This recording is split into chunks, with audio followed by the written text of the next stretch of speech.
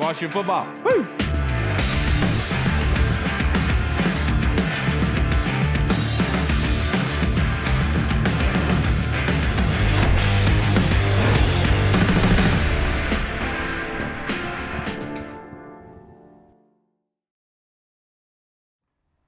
Hello, everybody, and welcome to the Burgundy Zone. I am your host, Kyle, and I'm joined by my co-host, Michael Hall. Reed will not be joining us until later on, which is, I think everybody is going to be okay with that. But thank you for tuning into the Burgundy Zone. This episode is called Draft Digging, and so we thought we'd bring in our great guest here, Ryan Fowler from the Bleacher Report and the Draft Network. But just wanted to say the Burgundy Zone is a part of the Frederick Podcast Network. You can find out more by going to www.listenfrederick.com. And let's not wait any longer. So thank you for joining us on this beautiful Thursday evening, Ryan. How are you doing? I'm good, guys. I always appreciate you guys having me on. It's the best time of the year, and the Commanders fans know it's literally our Super Bowl for the last 30 years. So, Yeah, that's why, as a Commanders fan, a Washington fan, you really got to get creative when it comes to staying in touch with all of this. And that's why it's draft season, baby. Just like Wedding Crashers, let's get this kick started. But that being said, Ryan, a little bit of time has passed since we've last had you on, almost like a month now since the last time we had you on. Has your opinion changed on quarterback? There's a lot of talk going around. The Commanders are looking in at Jaden Daniels doing a lot of work. Well, of course they are. They should be at this point. What do you think? yeah, I think first things first, I'm excited, and I know we've said that before as far as prior regimes and players that they've been taken and spots that they've been in to take players to improve this roster. But I think when you look at 6 picks in the top 105 selections and Adam Peters and what he's done and proven to do post round one and get guys in the building rounds 3, 4, 5, 6, 7 to not just wear a jersey for you, but produce. I'm excited to see where Washington goes in this draft process. And I know we're post all the pre-draft showcases, right? Senior Bowl, Shrine Bowl, and just a week away from getting to Indy and watching these guys work out live in t-shirt and shorts. But the interview process, guys, is going to be really interesting for me in Indy and sitting down with some of these guys and finding out where are their formals, because teams don't get 100 and 110 formals. They get 45. That's it. And they get 18 minutes max to sit down with these guys if they really are locking in on where they're going to be in each day. So it's an exciting process. I'm excited for Adam Peters, Dan Quinn to get, their fingerprints on this roster and get this thing built to where hopefully back on the tracks towards not just competing in the NFC East, but competing in the NFC as a whole here in the years to come. Yeah, and Ryan, like I've heard people say that the NFL is going to be very high on J.J. McCarthy, and we've heard those whispers, those rumors kind of come up here as of late. What do you think of J.J. McCarthy looking forward? Is there something there that we're not kind of seeing if somebody is skeptical of J.J. McCarthy? Yeah, JJ McCarthy is my QB4 in this draft behind Caleb Williams, Drake May, and Jaden Daniels. I think when you look at JJ McCarthy and I think you project him to the next level, I think there is a little bit of a projection because of what Michigan did, right? They're a run heavy throwback type of offense where they want to get after you with Blake Coleman, Donovan Edwards over these last few years. But you look at his efficiency, you look at his underrated game as a dual threat guy. I mean, some of the throws he made, especially the second layer against Washington to where his front hip is facing the left side of the line of scrimmage and he's layering to Roman Wilson 30 yards down the field. Those are things that obviously you can extrapolate from his skill set and put into an NFL offense and feel good about. Now, I know there's been some connections with him at 8 to Atlanta Falcons. My most recent mock draft has JJ going to 8 to the Falcons. I can see that if they don't make a move, obviously, for a guy like Justin Being Fields. run heavy, yeah. Yeah, exactly. So kind of those similarities, right? Michigan to Atlanta. So I like JJ McCarthy's game. He's not somebody right now that I'm going to say he's going to take us to the playoffs in year one. No, that's why there's a lot of connections, right, to Atlanta with the trio of Kyle Pitts, Drake London, and Bijan Robinson there. But for me, I do like JJ McCarthy, and there's a reason why he's QB4 for me in this draft. Right. And there's also been a lot of, I guess, back end of the first round type of buzz on a guy like Bo Nix, who obviously had his ups and downs at Auburn, but goes to Oregon and just puts up like video game type numbers. But then again, a lot of people put up those type of numbers in the Oregon offense. But what do you see in Bo Nix? And do you see him maybe sneaking into the back end of that first round just so a team maybe gets that fifth year option on him? Yeah, I think he's going to impress some people in the interview process. I think a lot of these guys are. But when I look at Bo Nix, I think the biggest thing for me is how is he going to balance being Mr. Efficient and conservatory Bo Nix and also being a guy that wants to stretch the field, because I'm not drafting a guy in the top 15, 20 picks potentially to be my franchise guy, and I'm just dinking and dunking down the field. Now, I'm not hating on a guy like Alex Smith and that type of game manager role, which is fine, and we've seen people have a lot of success with that. but I'm not taking a guy there in the middle of the first round to where a lot of mocks have him, a lot of interest is there for him, specifically like a team like New Orleans or a Denver to see what they do with Russell Wilson. I'm not taking him there. So for me, I agree with you, Mike. I think look at Auburn and the comparisons to him in Oregon and how he rapidly improved. That's great to see under Kenny Dillingham, that's now at Arizona State. But at the end of the day, how are you going to balance being Mr. Game Manager and also asking you to push the ball down the field certain times in the ball game to be that game changer under center for a top 20 pick in this draft? Yeah, and Ryan, obviously, you prioritize the draft more so than anything else. And Washington is projected right now to have plus 86 million in cap space. And if they do move some guys around, they could even get even more. But that being said, Adam Peters coming from San Francisco, obviously it's not going to be the same there. But it wasn't like they're a huge team and getting premier free agent targets there. So how much cap space does Washington truly need for free agency?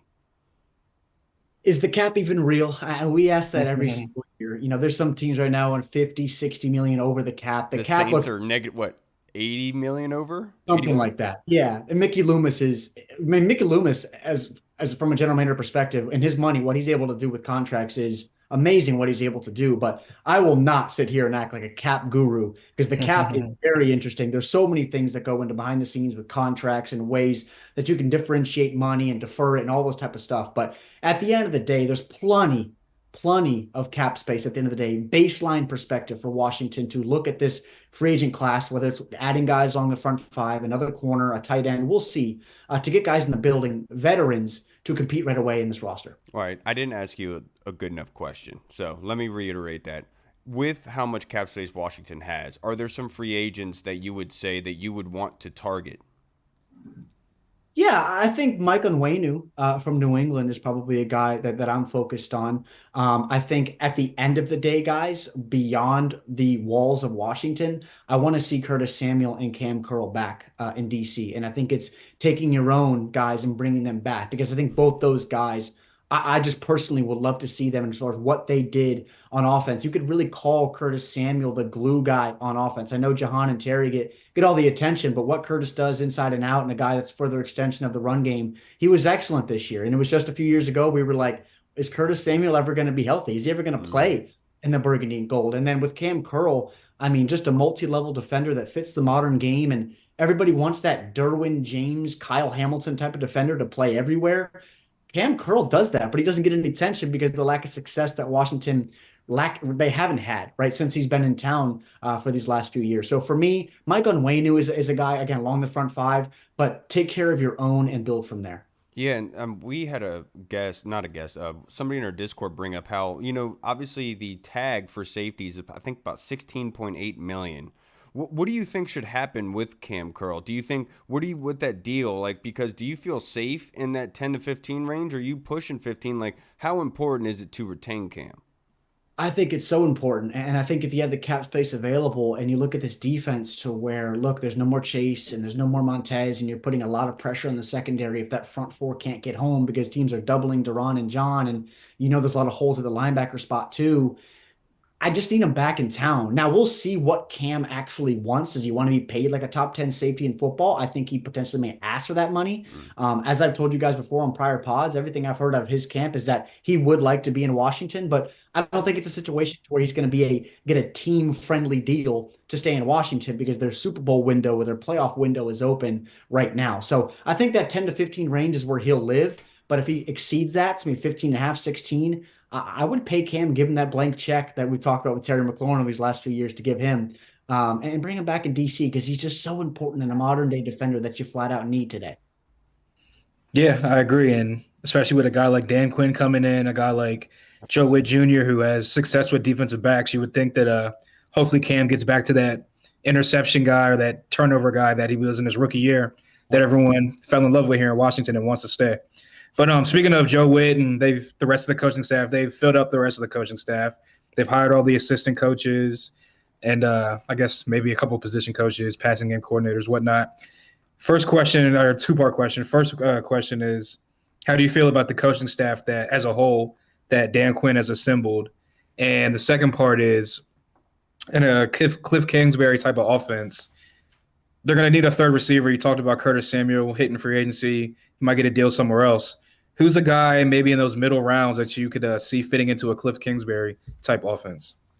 Absolutely. First, I look at this coaching staff, and I think the bottom line for me is I know there's been a lot of talk as far as this staff is awesome, this staff is this, but there's not a single team in football that wins games because your coaching staff looks good It's on a true. spreadsheet.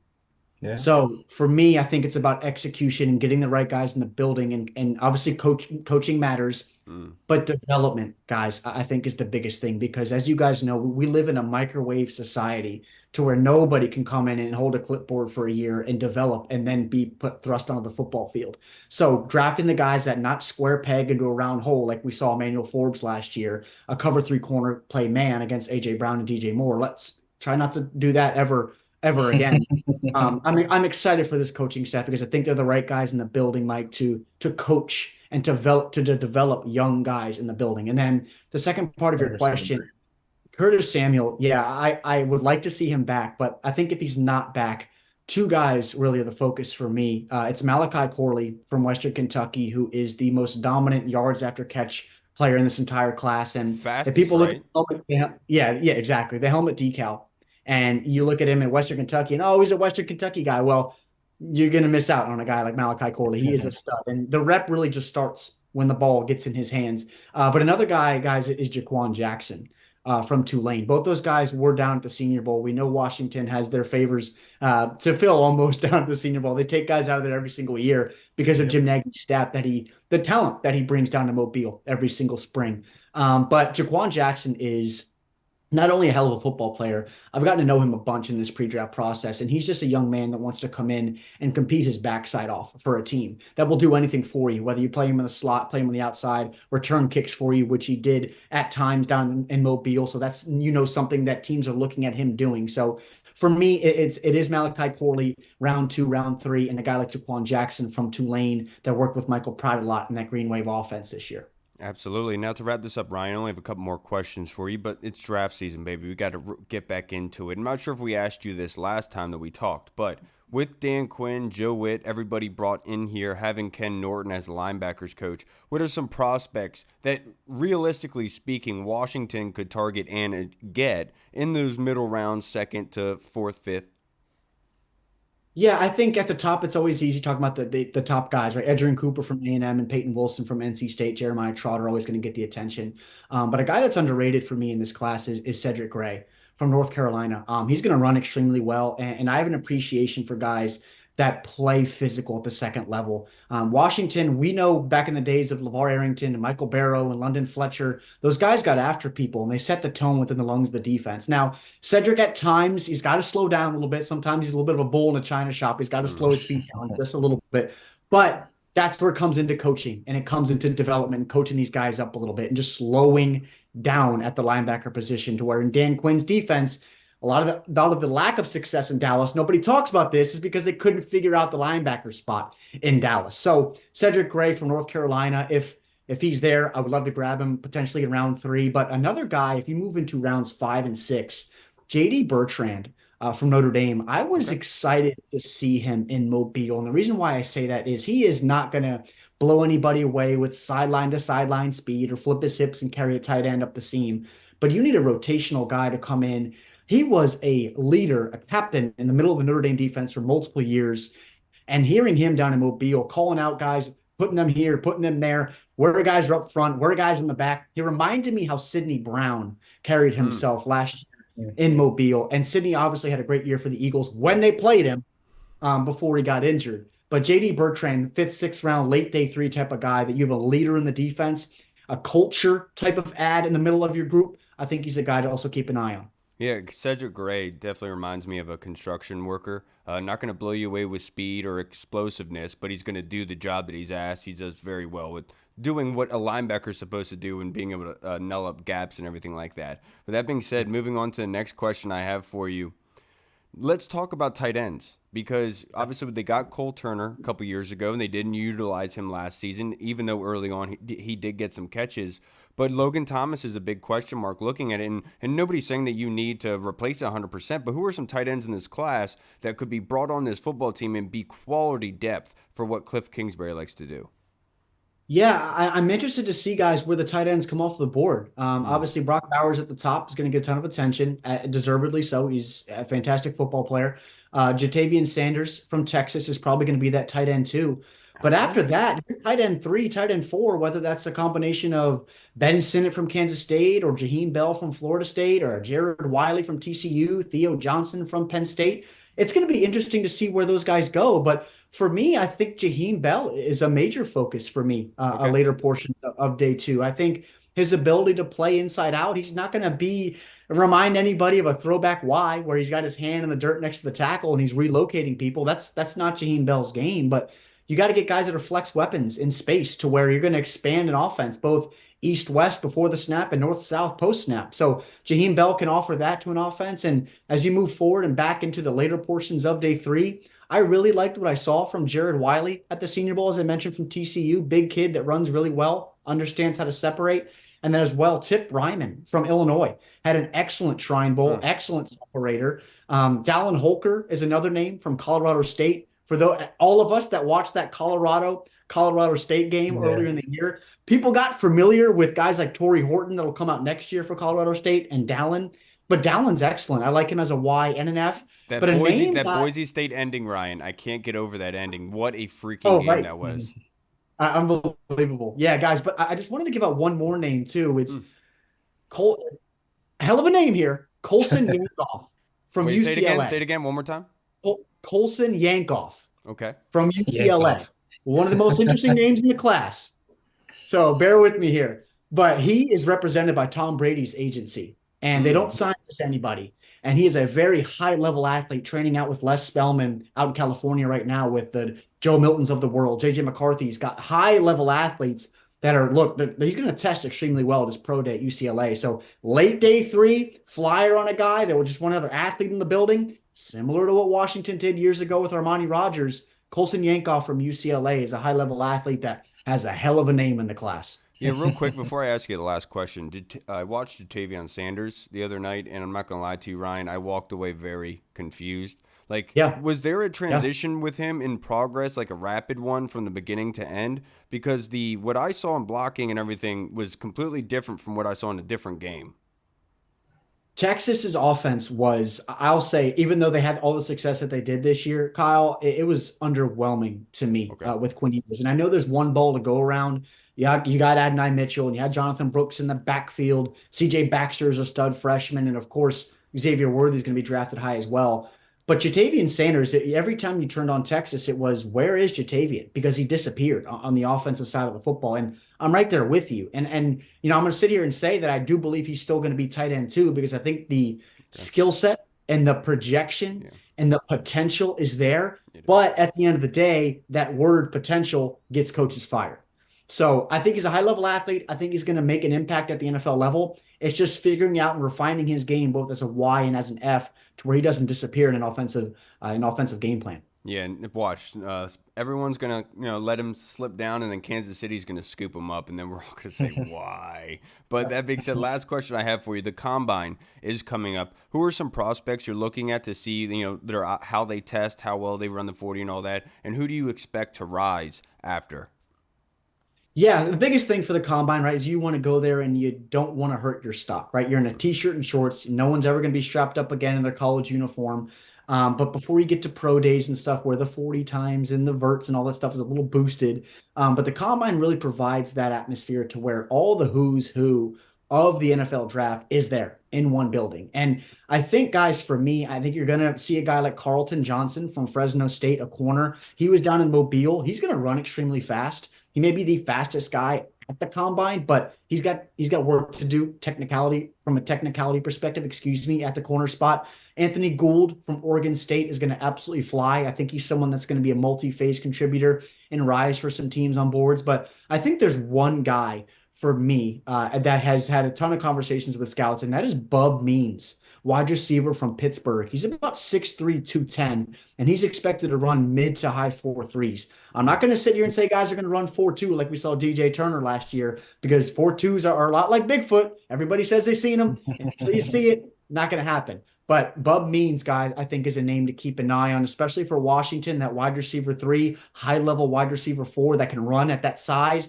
similar to what we thought was going to happen with a guy like Kelvin Harmon or our old friend Antonio Gandy Golden years ago out of Liberty. But Bub Means from Pittsburgh and Dwight McGlothern, corner from Arkansas, are two guys specifically I had my eyes on. I think will rise after Indy next week. Before we get out of here, what do you think of Johnny Wilson from Florida State?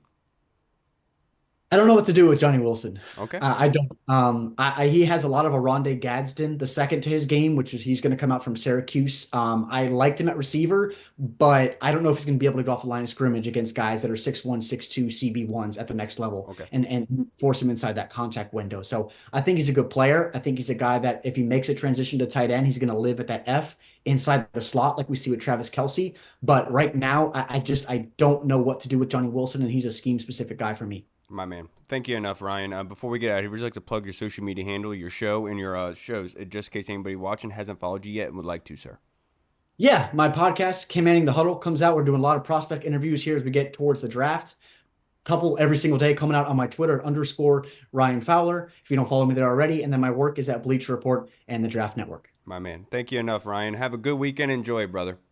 You too. Appreciate Thanks, it, man. guys. All right, Thanks, everybody. We just spoke with the man, Mr. Ryan Fowler. Sorry, Hall. I just had to ask. Oh no, I mean, go ahead. I know you. This is your warehouse. You love the college. You love the draft season and all that. I will say, if Reed was here for that yank off, Yeah, I know. The first thing I thought of was that Reed would have loved that. I know. I was like, only God knows where this show would have got steered to. If he was You here. don't know how badly I was holding back the thought of saying, Reed would love him, I know. Trust me. I was gonna be like, "Where's Reed when you need him?"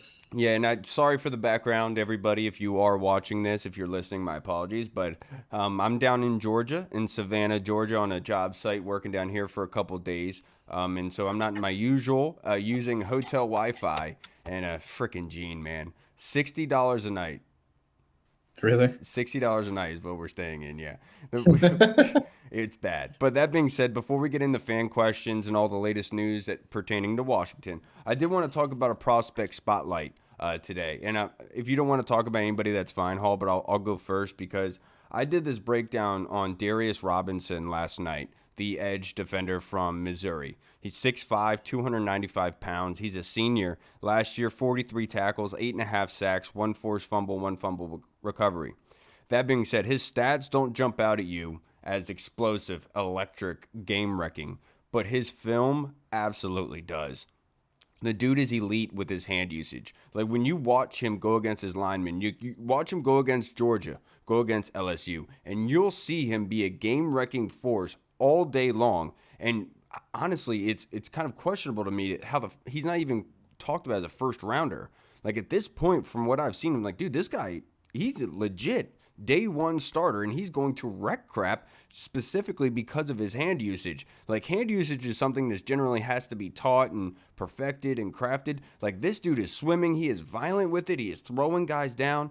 Absolute game wrecker, dude. And honestly, at this point, I'm like, dude, I think we need Darius Robinson because if you don't have confidence in your edge right now, that's somebody in the top half of the second round that you could plug in day one and you don't have to worry about that position, Yeah.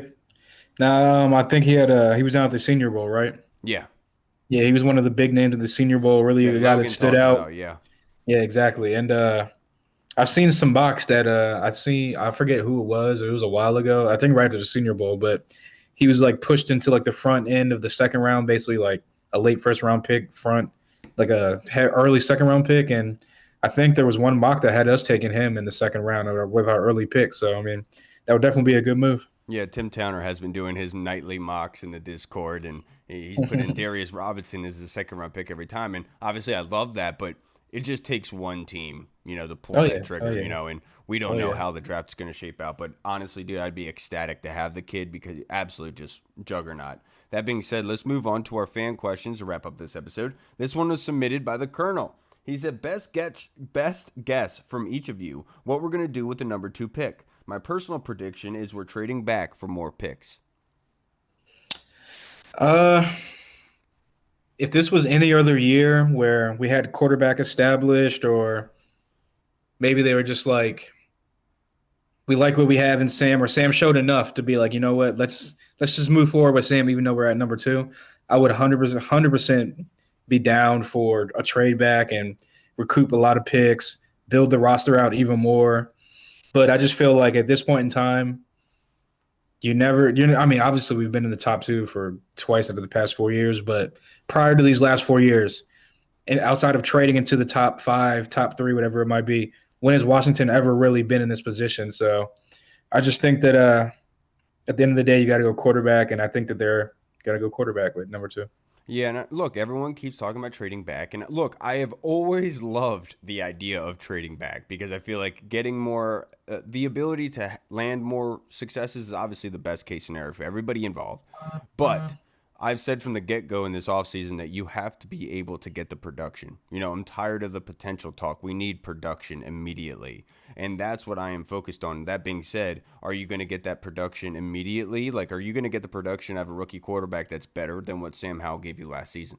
And I think that's the big question that you have here. But also the staff is different. It's different circumstances, hard to do, whatever. But I think that because the weird thing is with this Hall is that because there's a tackle there that you could take that you don't have to worry about ever again. But then there's also a wide receiver there that you could draft that you don't have to worry about ever again. And I feel like as much as we keep saying that Washington is in a good position to trade back, my question is, are they truly? Because there is a plethora of quarterbacks that a lot of people like. Like Michael Penix even. Like he's talked about as a 5th to 6th quarterback. Nobody's even talking about Spencer Rattler, who could be literally, like, I loved Spencer Rattler a couple years ago. And what's happening right now, like where he is, I would feel really good about in just sitting for a quarterback, picking him up in the 4th or 5th round, and then not worrying about it. You know what I mean? Like, because I know what the capabilities are there. But it's funny. For the first time ever, I'm really on board for the quarterback. And honestly, I don't care who it is. You know, I made a lot of hoopla about Drake May, but honestly, his film kind of shut me up. Just because, like, obviously there were some things I was concerned about, but I was just, like, picking at straws, trying to find a reason to say no, no, no. But the plays that he makes, it's unquestioned that this is an elite thrower of the football. And I trust our offensive staff, regardless of who they pick, whoever their guy is, whoever you get, and with this quarterback at number 2, happy with it. If you trade back and you get Marvin Harrison Jr. or Joe Alt, I'll be doing backflips because I know what that honestly means. And I'd be happy about it, Colonel. But for right now, I think it's going to be quarterback. And I think they're in the position to take a quarterback. They have the staff to take a quarterback. This isn't like Scott Turner, where you're going to say, okay, here's a Lamborghini, even though you've only worked on Ford Tauruses, you know. Like, this is kind of a different situation with somebody that is prepared for it. You know what I mean? Hey, there you are. What's up, buddy? Now let's go to our next question in the Discord. Going in and out. No, yeah, it's probably because my internet, the $60 internet. Nah, it's because it's like raining and like storming up here, so it's like going crazy. It's gonna rain. Now this next question, this one's submitted by Andy Lockhart in the Discord. Thank you, Andy. Who is your favorite free agent who you would like us to sign and why? Favorite free agent. I'll just go like my favorite realistic free agent. Obviously, there's been a lot of talk about Bryce Huff from the New York Jets. I think that he's going to be like not the highest, like a guy like Brian Burns, who's up there, like wants 30 something or 30 mil a year or close to that. I think Spot Track had Huff at like 17 mil a year, something like that. 3 years, 17 mil, whatever it might be. So I think that a guy like Bryce Huff, because we need DN help, would be a great pickup. So that's a guy that right now I'm kind of targeting. Keep going a little bit more. I got to look some up. Randy Gregory, obviously, is a guy that is in Dallas. I think that he's not going to demand a huge contract. He knows Dan Quinn. He's hitting the market. I think you can get him for a pretty good cheap price. And just like I said, more depth on the defensive side, the DN side. Because I think that they're going to spend in free agency on the defensive side of the ball, and I think they're going to draft for the offensive side of the ball. It's just kind of like the opposite of kind of what the Chiefs have done, where they've drafted it really, really young on the defensive side of the ball, and they've gone kind of the vet route on the offensive side of the ball. And they've not really the vet route, but you know what I mean? Like, there's more veterans on the offensive side of the ball than there's a lot of young guys on the defense who are still on their first contract or whatnot. So they've gone really cheap on the defense, but they've also developed those guys to be really good players while adding pieces to the offense, along with obviously the huge contract with Mahomes and Kelsey and whatnot. But And it helps to have yeah, I just think Spags. that yeah, exactly. Yeah, coaching as well. Like Spags has hopefully, always been awesome. We know about him from his the Giants yes, days, right? You sir. know, giving Yes, us sir. headaches. But yeah, I think they're going to spend on defense and maybe obviously they're going to spend on offense as well. But I think they're going to put a lot of the money in free agency towards the defensive side of the ball, and they're going to draft a lot of young pieces on the offense to go along with that quarterback, so they all kind of grow and develop together. Yeah, the guy that I would really like is this is a really good player. He's an all-around player, and he's not like widely known. He's not like big considered that everyone's gonna love this dude, but he's only 24 years old. He's 6'2", 198 pounds. Had 115 tackles last season. Had a sack, a forced fumble, a fumble recovery as well. And it's not going to garner that much as compared to other guys because you have Kyle Duggar out there, Jeremy Chin. So the number one free agent on my list is Cameron Curl. I knew you were about to say That's that. it. I mean, that's it. But honestly, if I had to really give an honest answer, I would probably say either Connor Williams, the center from Miami. He's 27 years old. He market value on Spot Track has him at about I think 7.1 million. Or Ezra Cleveland in the kind of cheaper route. He's coming from the Vikings, and his looks like his market value is 1.3 million. So give or north there, but there's not that much money. But if you have to retain people and stuff, that money is going to evaporate. But that's why I say if you have money, you might as well retain who you need to retain in talent more so than paying somebody just to come here and not do something for you. Now, the next question that we have from the Discord. Thank you, Andy. That was a good one. Oh, next question. This is from Tim Towner in the Discord. And, of course, it went away on me. But here we go. Say the decision is made to explore trading back for number 2. And the offers we get are just draft picks. And to be honest, they are lacking. Would your interest be piqued if a current NFL starting quarterback were added to the mix? Who would you consider as this quarterback? And what else do you need to be in the package with that quarterback? Like talking Justin Herbert, Jordan Love, Tua, Josh Allen, Burrow. Yeah, I mean, I would love to trade for all those guys if it was possible. As far as like a possibility, like a possible quarterback to trade for, the only one I can really think of off the top of my head would be maybe a guy like Geno Smith who's up in Seattle. Maybe they're like, I know it'd be random, but maybe Gardner Minshew if you want to have like a bridge guy for a starter, you can trade for him from Indianapolis. Obviously Justin Fields, but Should have signed him last year. I'm on the no for Justin Fields train. But yeah, I mean, if it was just draft picks, I would say I would just have to say no because it starts and ends with the quarterback, and you never know when you're going to be in this position again to draft the quarterback. And I just think that I mean, this is the first time in my entire lifetime where an owner, a GM, and a coaching staff is going to be all in and aligned on the quarterback. And who knows when we'll get this opportunity again? Might be another 4 years from now. Might be who knows from now, 10, 15 years from now if we hit the guy. So I just think that you got to strike when the iron's hot. And unless they're trying to trade like a Ricky Williams type trade where they're going to give you like 7 draft picks or 6 draft picks, then I would say obviously you got to entertain that. But I don't think there's any type of compensation draft wise that would make me move out of that second pick. Yes, and before I answer this, just want to say I did a film breakdown Darius Robinson last night. I also did one with Cedric Gray a couple days ago. If you'd like to check out that film breakdown, the whole thread of each and every video that I break down, go to the Twitter, go to @the Burgundy Zone.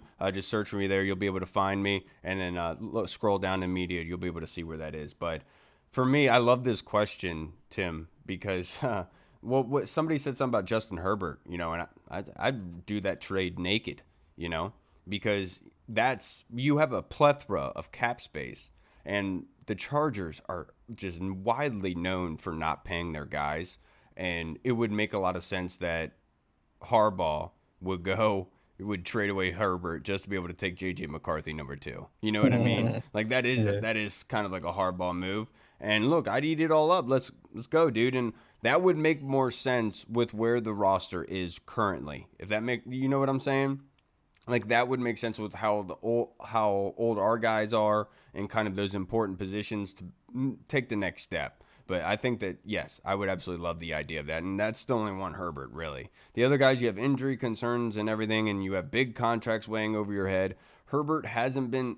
Wait, no, has he been paid yet? Yeah, I was about to say he got paid. He got paid now. Because I'm tripping.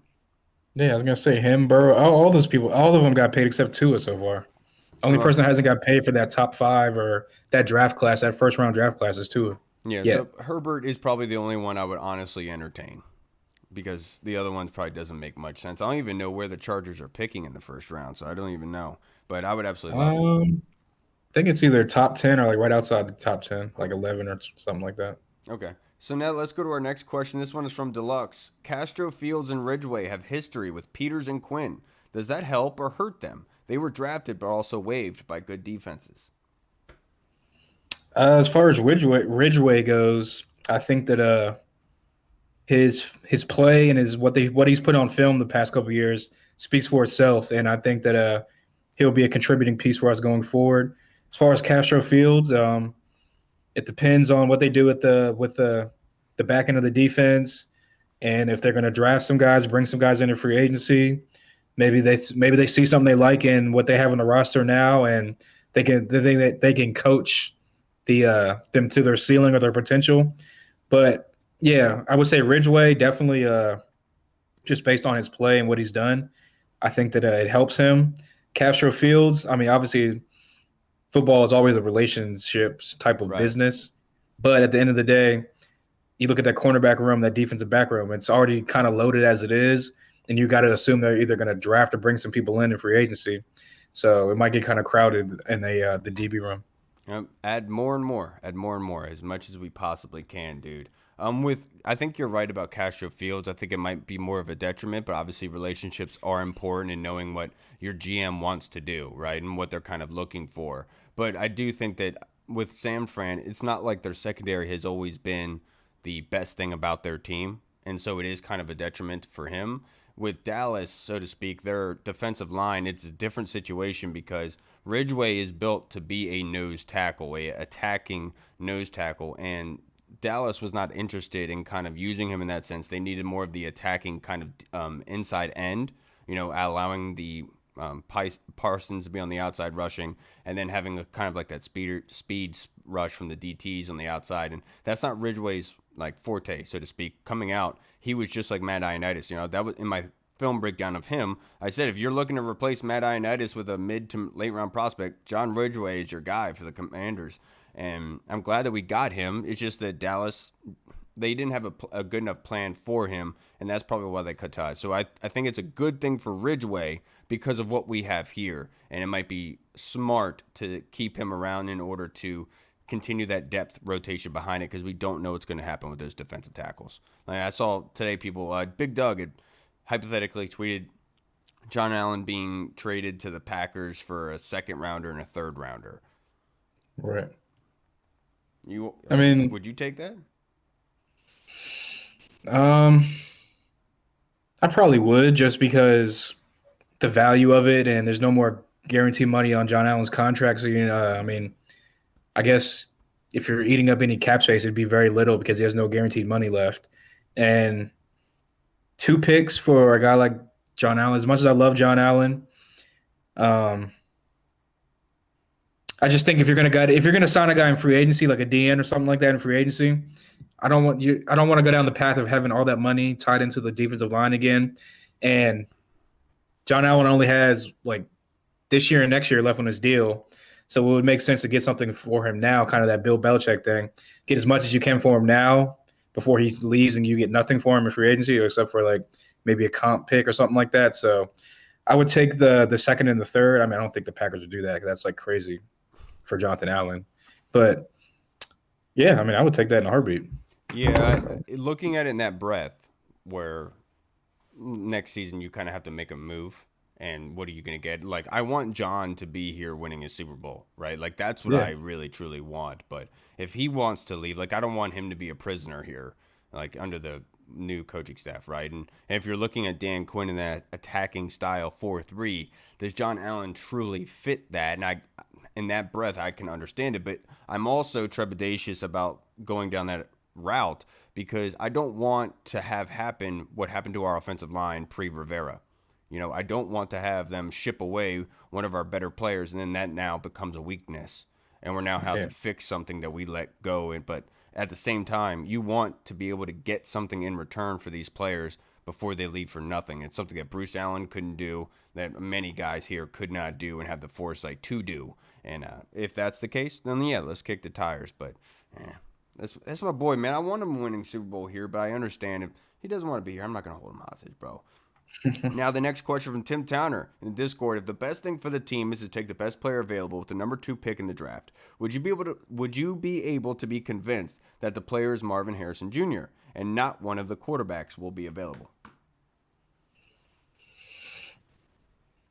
Yeah, just based on a pure talents perspective and just projection, you could say that I could see Marvin Harrison being a Hall of Famer before any of these top 3 quarterback guys. So yes, but at the end of the day, unfortunately, best player available rarely trumps the top half of the first round because it's more of a needs type of thing in the first round. So yeah, I mean, I could talk myself into Marvin Harrison, and yeah, I mean, because he's the closest thing. A lot of the scouts and analysts and people out there are saying he's almost closest thing to a surefire Hall of Famer if he pans out to what his ceiling can be.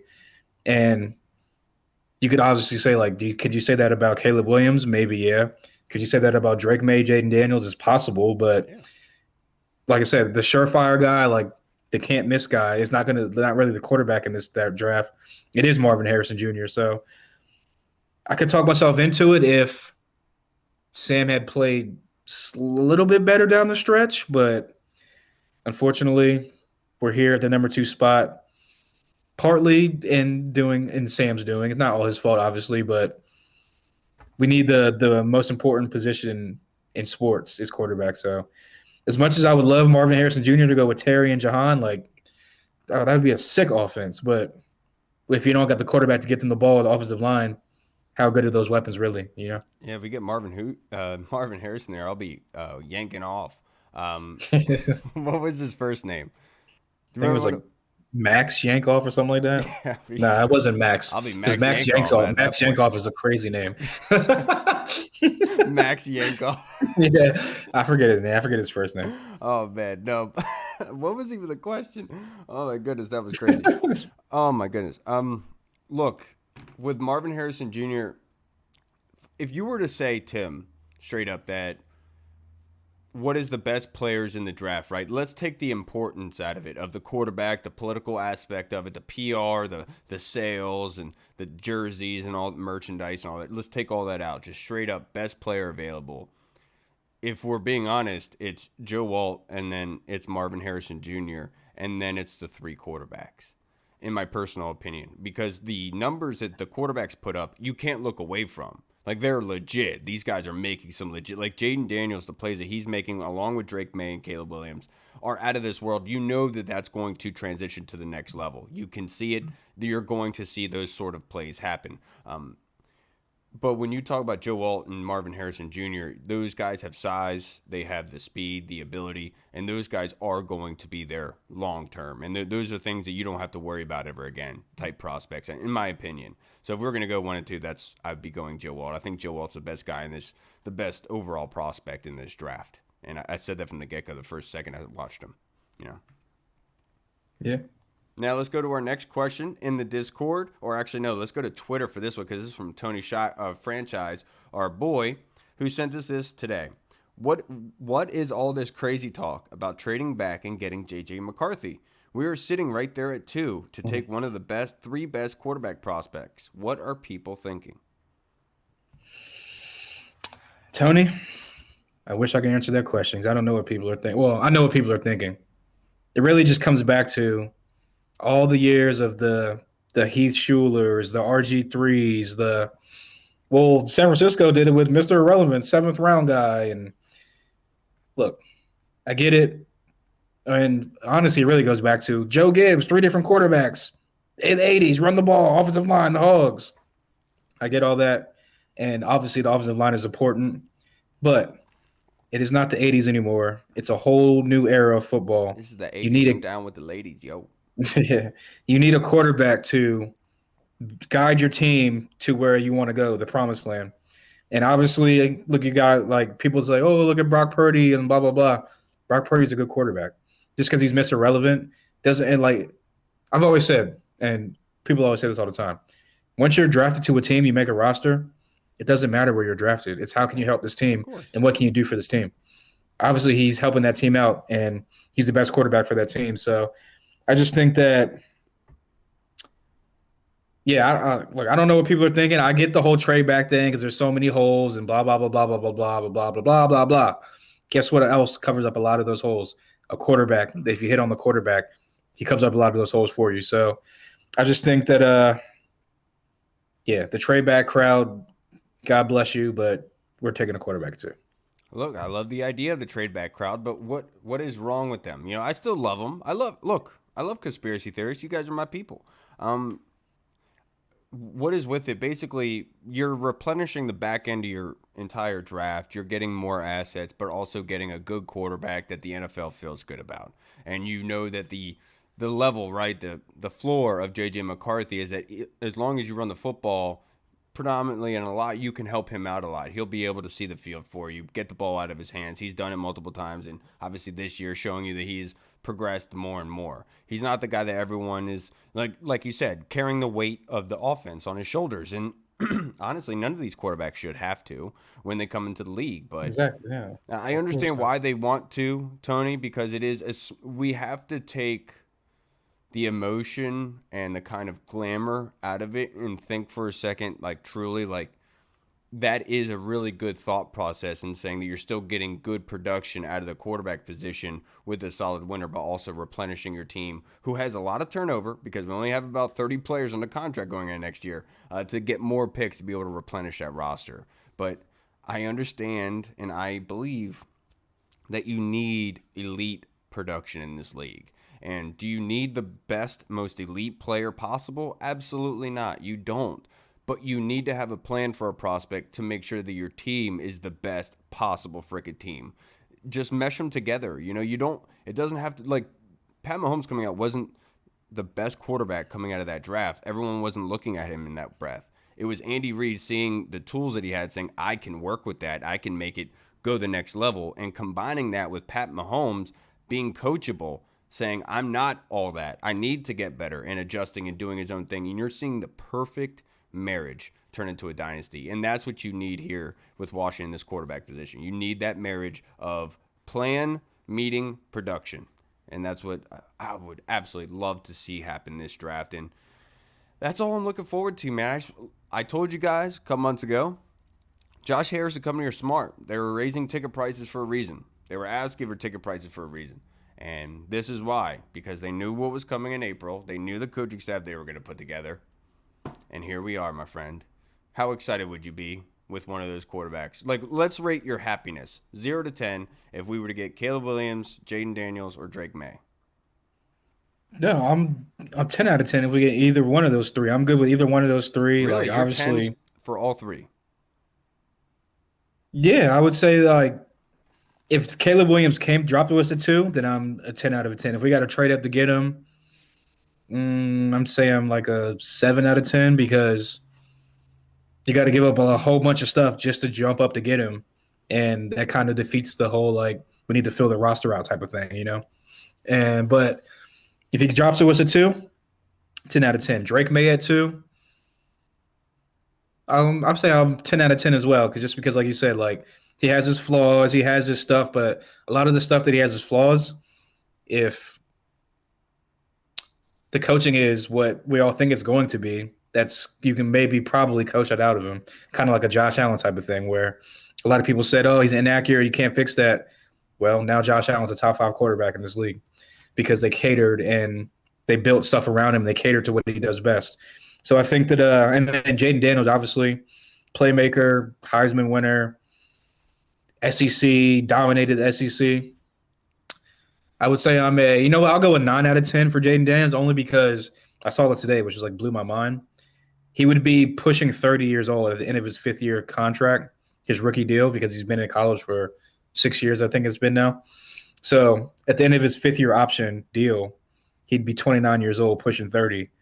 So it's kind of like Drake May is, 3 years younger than him. And by the time he gets to his 5th-year option, he's kind of like hitting his prime type thing, or the beginning of his prime. I got you. So I would just say, like, I was listening to B. and Finley earlier, and they were talking about Jaden Daniels, and they were saying, like, the thing that scares him the most is kind of like his size and the hits that he takes in the open field. And that's not really like oh, I just can't slide or I can't get down type of thing. That's like a mentality type of thing that has to be coached out of him. Like, no, you're not going to do that against NFL linebackers or safeties. You got to, like, get down, get out of bounds. So and that's like the one thing. Each one of these guys has that issue. Like Drake Exactly. May does this. Oh, yeah, Drake May's doing like Big Ben type stuff. Yeah, where but he's like obviously bigger, right? Yeah. Yeah, exactly. So that's the thing where I would say 10 out of 10 for Drake May, because he does have that size, like that prototypical type body for a quarterback. And just the pedigree of his whole family, like his whole family's athletes. Dad was a quarterback. His brother hit a game winner to win a national championship in basketball for North Carolina a couple years ago. Like, dude just comes from like greatness. And I think that he can do great things for Washington if we draft him at 2.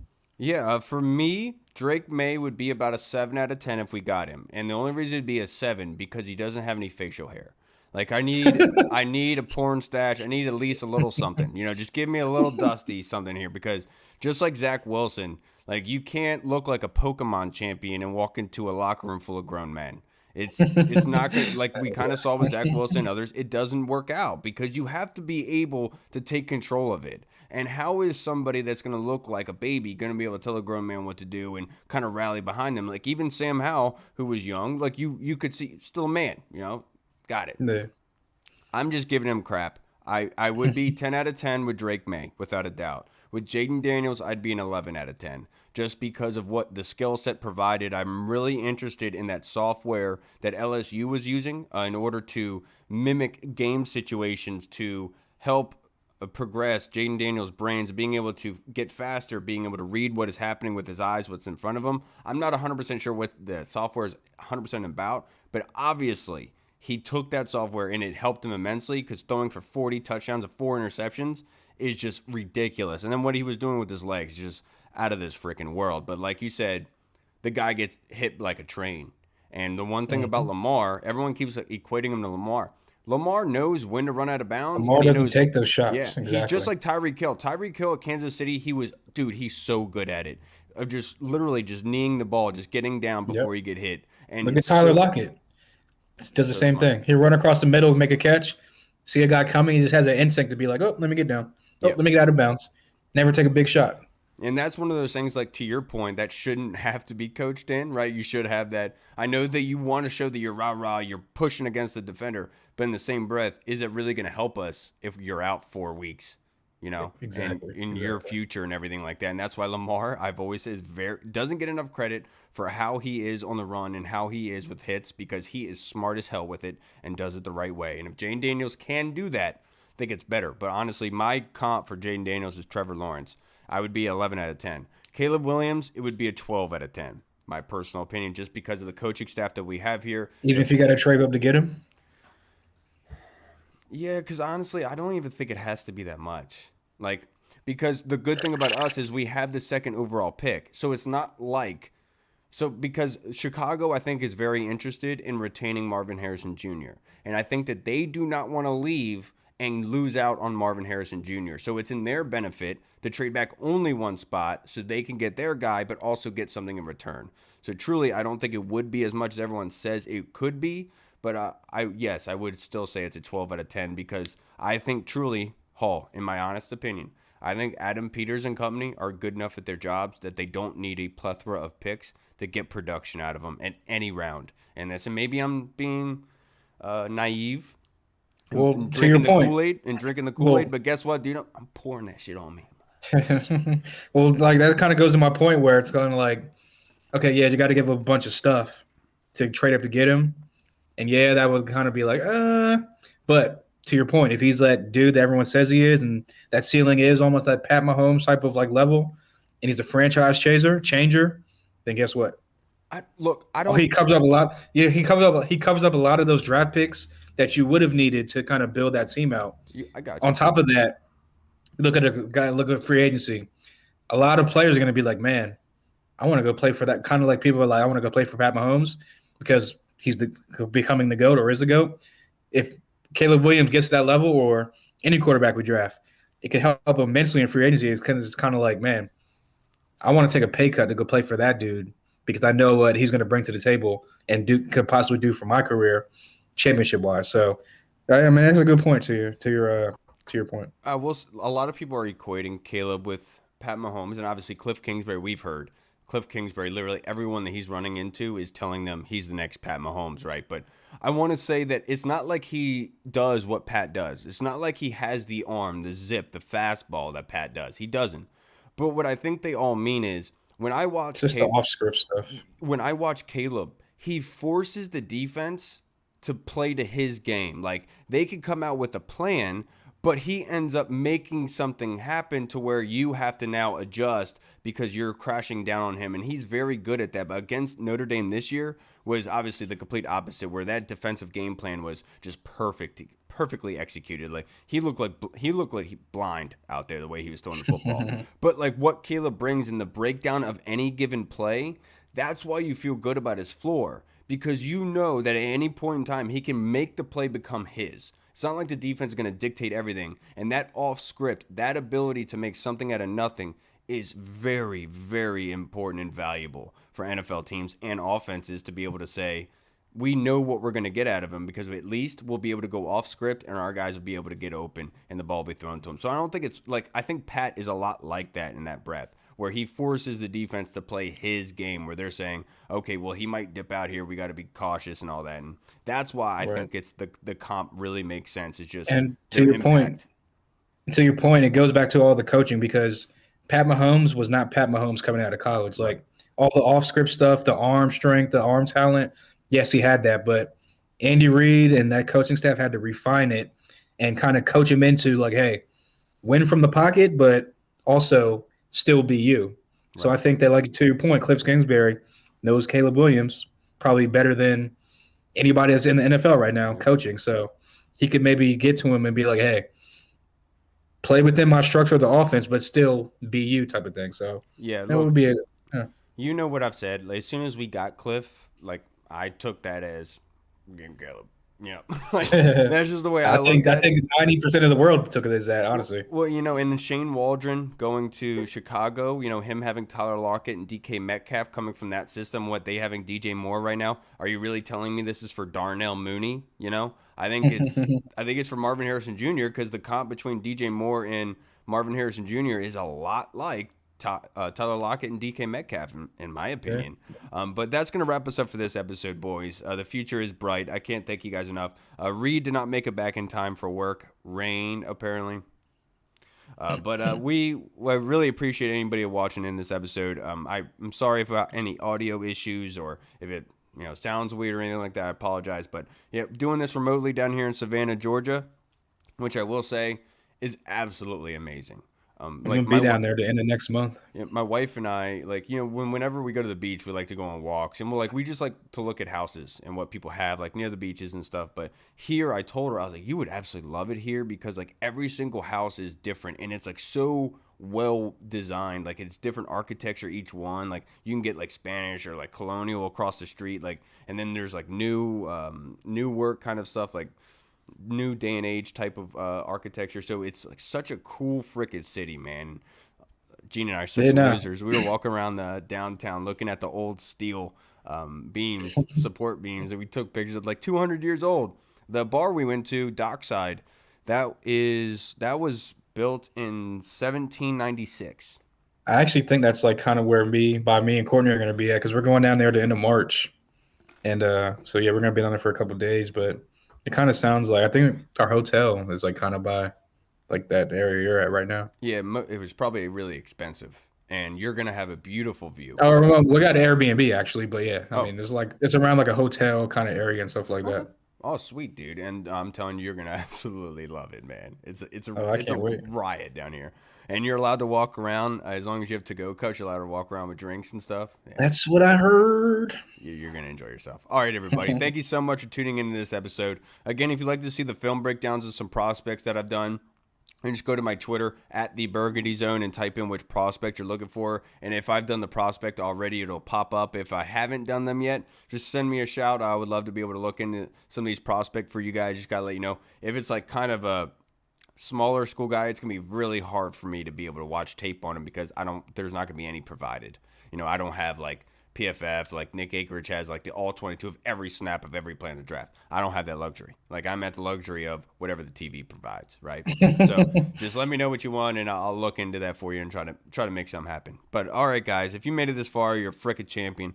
Thank you to everyone who submitted a question in this show. Tony Franchise, Tim Towner, Deluxe, Tony Shivers, you boys, appreciate you. Andy Lockhart, of course, in the UK. Yes, we'll see you guys again on Sunday. I'm Kyle.